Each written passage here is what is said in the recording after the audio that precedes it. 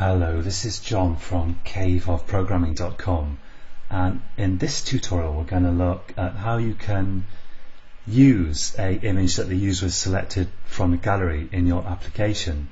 Specifically, we're going to look at how you convert a gallery URI to an actual file name that your application can use.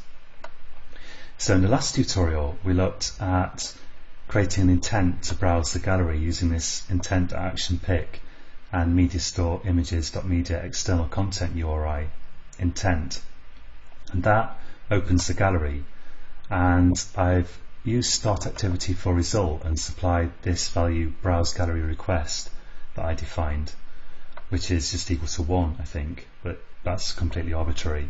And then in on activity result we say that if the request code is browse gallery request, in other words if we're returning from that activity that I just started, the gallery one, then I'm going to do intent.getData, where the intent in question is this one here that's passed to my on activity result.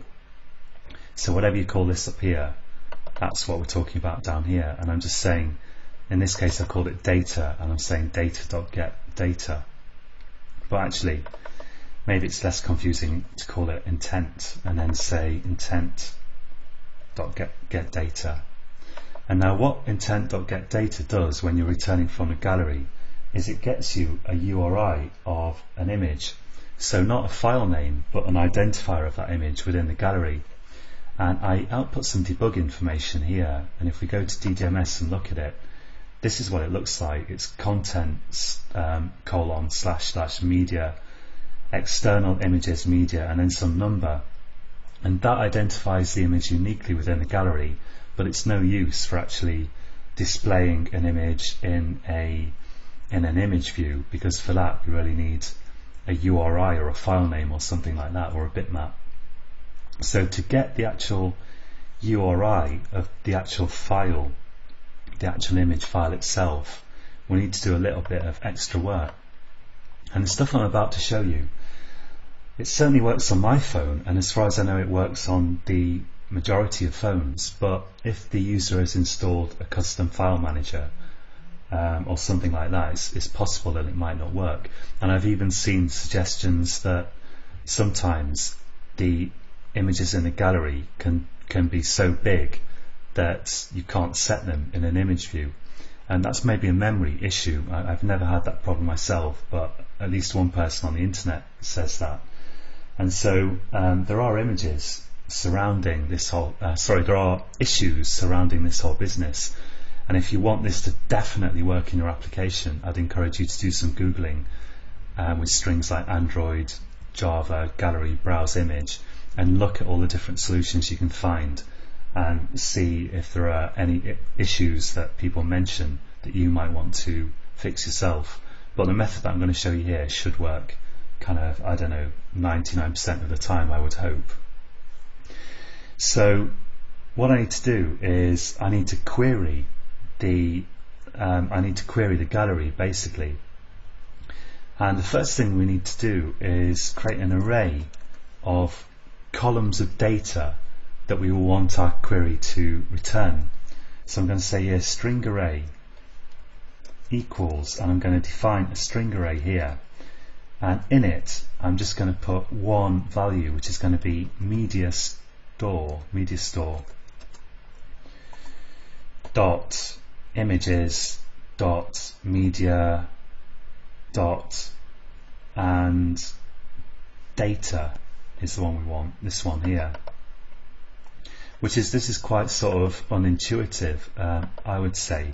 Let's call that columns, but this is what you need to use. And notice this kind of media store images dot media, we actually already used that when we were creating the intent to browse the gallery in the first place, media store images dot media, but then we used external content URI, and here we need to use the data value to say that this is actually going to filter the column that we bring back.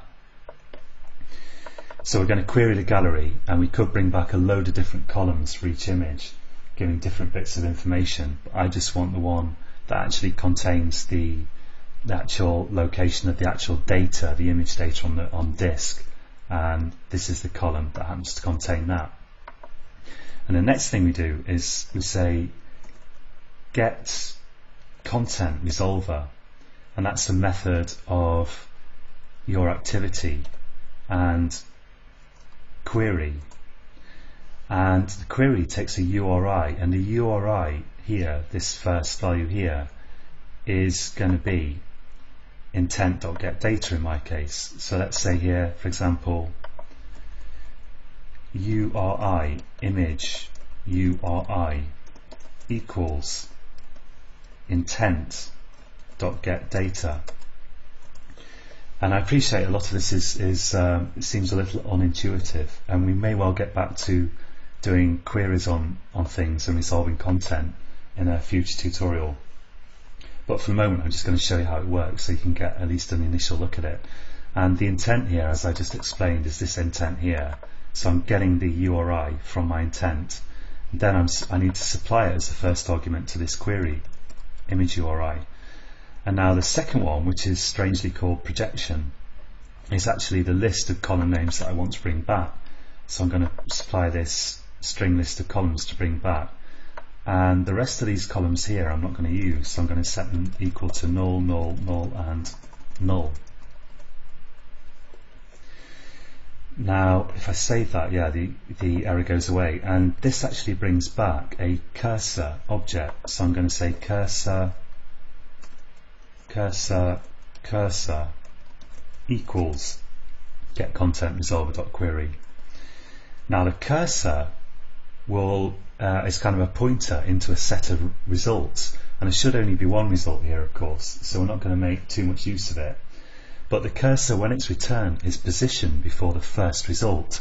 So what I need to do is move it to point at the actual first result by saying cursor.move to first. And now it will be pointing at the actual first result. And I'll need to say cursor.close. So I'll do that already here, so I don't forget. It's important to close cursors, or you'll have, I don't know, maybe a memory leak. And then in between these two, so of course before cursor.close, I can say cursor.get. Now there's a bunch of methods here, and actually I want to say get column index and supply it the column name, which is going to be columns bracket array bracket 0. There we go, 0. Now if we were saying here we only want to bring back one column, so I presume the column index will be 0, but I'm not completely sure, and all the example code I've seen for doing this has gone through the business of getting the index of the right column within the results and then getting the column in 2 steps. So I'll follow that here as well, although I'm not sure it's necessary. So I'll say here int column index equals cursor.get column index and supply the name of the column, which is just this here from this array. And now having done that, I can say cursor.get string and supply the column index, which is the one that I just found. And as I say, I think this would probably always be 0, but I'm really not sure, so I'm going to err on the side of caution and do what all the examples I've seen do. And now that string that's returned should be the actual path to the image. So let's say path equals, well, let's say something like image path equals, and now because I actually want to store a URI, because that's what my camera action returned, I can, if I want, convert that to a URI. So I can say I've got a URI, which is my instance variable here, it's my image. I'm going to say equals image equals URI dot parse and pass it the image path. Now from there on I'm already handling what I want to do, and what I actually do is I start another activity and pass it that image URI, the one that I just got here. So I get an image path and pass it into a URI, and then I pass that on to my image activity. But it's actually pretty simple what actually goes on here. And if I just follow this through, so let's take a look. In fact, let's expand the source view here, and here's my image activity, and it's got this method reset, where are we, reset image or something like that, set image. So it actually gets passed into here, and all that does is it says image view, and this is a handle to my image view got from the XML layout dot set image URI, and it passes it that URI.